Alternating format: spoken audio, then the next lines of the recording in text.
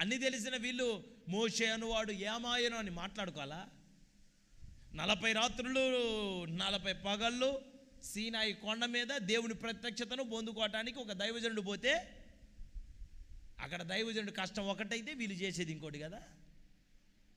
ఇప్పుడు నేను ఏమంటున్నానంటే, మందిరానికి ఎప్పుడు రావాలో నీకు తెలుసా? వచ్చినాక ఎట్ట బతకాలో తెలుసా? వాక్యం విన్నాక ఏ తీర్మానం చేసుకోవాలో కూడా తెలుసా? మందిరానికి వస్తున్న నీ నడకలో ఎంత ఆత్మీయత కనపరచబడాలో కూడా నీకు తెలుసా?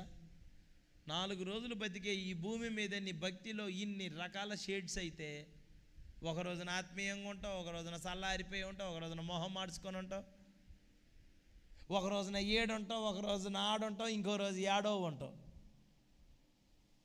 అన్నీ తెలిసి మరి నువ్వు ఇట్టుంటే ఎట్ట నువ్వు దీవెనకరంగా ఉంటావు నాకు చెప్పు. బ్రతుకుతుంది ఎక్కడ? రారాజు సన్నిధిలో. అనండి అందరూ.